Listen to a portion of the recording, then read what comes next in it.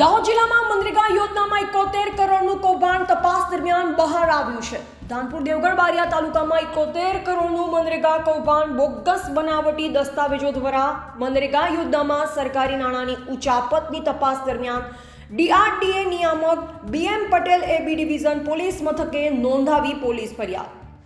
ધાનપુરમાં સીમામોઈ ગામ અને દેવગઢ બારિયા તાલુકાના કુવા રેઢાણા ગામે મનરેગા યોજનામાં કામોની તપાસ હાથ ધરતા સ્થળ પર થયેલ કામો બોગસ નકલી જણાવતા તપાસ અધિકારીઓ ચોંકી ઉઠ્યા। જે ગંભીર મામલે ખુદ દાહોદ જિલ્લા ગ્રામ વિકાસ એજન્સીના નિયામક બીએમ પટેલે સરકારી નાણાંની ઉચાપતમાં 35 એજન્સીના માલિકો અને મનરેગા યોજનામાં કરાર આધારિત ફરજ બજાવતા કર્મચારીઓ સામે દાહોદ બી ડિવિઝન પોલીસ મથકે ફરિયાદ નોંધાવતા દાહોદ જિલ્લા નાયબ પોલીસ વડા જગદીશભાઈ ભંડારી અને પોલીસ જવાનોની ટીમ દ્વારા કૌભાંડ કરનાર આરોપીઓને ગણતરીના જ કલાકોમાં 4 આરોપીને ઝડપી પાડવામાં સફળતા મળી।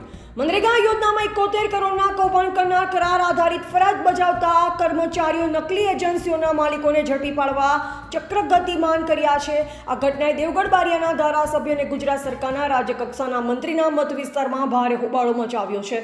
મનરેગા યોજનામાં 71 કરોડના કૌભાંડની ફરિયાદ નોંધાતા મનરેગાના કૌભાંડીઓને ઝડપી પાડવા નાયબ ડીએસપી જગદીશ ભંડારી સાહેબ તપાસના આદેશ મળતા પોલીસ જવાનોની ટીમ દ્વારા મનરેગાના કૌભાંડિયા ભ્રષ્ટાચારી કર્મચારીઓ નકલી બોગસ એજન્સીના માલિકો અને મનરેગા યોજનામાં કરાર આધારિત 4 કર્મચારીઓને ગણતરીના જ કલાકમાં ઝડપી પાડવામાં સફળતા મળી। ઝડપાયેલ 4 કર્મચારીઓ જેમાં 2 કમ્પ્યુટર ઓપરેટર, 2 રોજગાર ગેરંટી ગ્રામ સેવકો પોલીસના હાથે ઝડપાયા। ધાનપુર દેવગઢ બારિયા તાલુકામાં મનરેગા 71 કરોડના મહાકૌભાંડમાં બોગસ નકલી એજન્સીઓના માલિકો અને મનરેગા યોજનાના કેટલાક કર્મચારીઓ હાલ ભૂગર્ભમાં ઉતરી ગયા હોવાનું પણ જાણવા મળી રહ્યું છે। અધૂરા કામો, નકલી દસ્તાવેજો અને કરોડોની લૂંટ, 71 કરોડનું મનરેગા મહાકૌભાંડની ગેરરીતિઓ આવી બહાર।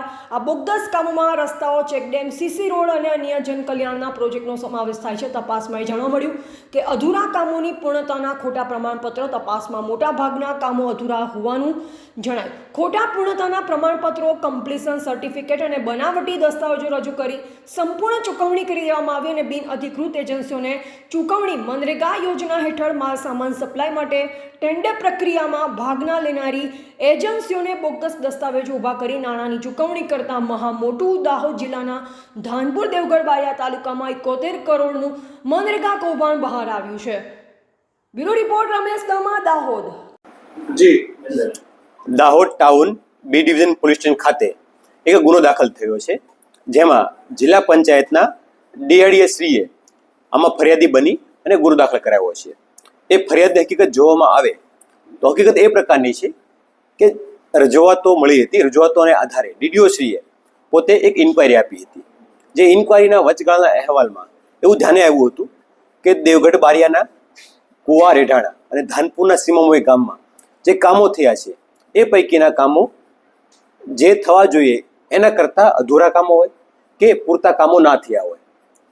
આ સિવાય આ રિપોર્ટના આધારે સિસ્ટમમાં ચેક કરતા એવું પણ જણાવ્યું હતું કે જે ટેન્ડર પ્રક્રિયામાં L1 તરીકે સિલેક્ટ થયેલી કંપની કે એજન્સી છે એમના સિવાય અન્ય લોકોને પણ પેમેન્ટ થયું હોય।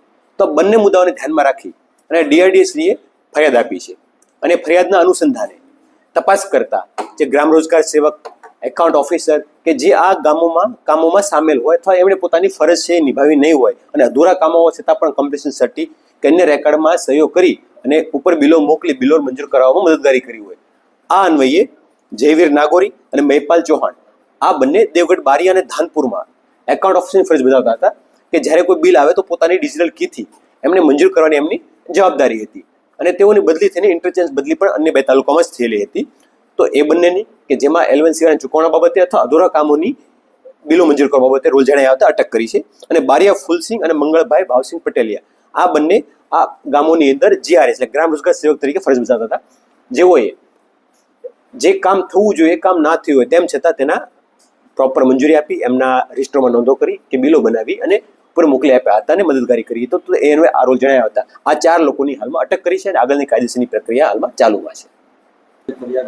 ફરિયાદની અંદર એવું જણાવાયું છે કે 3 ગામો છે, કુવા રેઢાણા અને સીમામોઈ, આ 3 ગામના અધૂરા કામો પ્રાઇમરીલી વચગાળાના અહેવાલમાં જાણવામાં આવ્યા છે। આ સિવાય L1 સિવાયની એજન્સીઓને જે પેમેન્ટ થઈ હોય એની રકમ લગભગ 70 થી 71 કરોડ જેવી થાય છે, જેનો પણ ઉલ્લેખ કર્યો છે। જેમાં કોઈ ગેરરીતિ થઈ છે, ગેરરીતિ કઈ રીતે થઈ છે, કયા કયા નિયમોનો ભંગ કર્યો છે, આ તમામ બાબતે સંબંધિત વિભાગ દ્વારા તપાસ થશે અને તપાસના જે રિપોર્ટ મળશે એ મુજબ આગળની કાર્યવાહી હાથ ધરવામાં આવશે. અલગ અલગ કુલ 27 વત્તા 5-7 એજન્સીઓ છે. ટોટલ મળીને 35 જેવી એજન્સીઓ થાય છે કે જેને નાના મોટા અલગ અલગ કામોમાં અલગ અલગ નાની મોટી રકમને પેમેન્ટ ચૂકવવામાં આવ્યું હોય એવું જણાવ્યું છે. એજન્સીમાંથી કોઈને બોલાવવામાં આવ્યા છે? ગઈકાલે એફઆઈઆર દાખલ થઈ છે.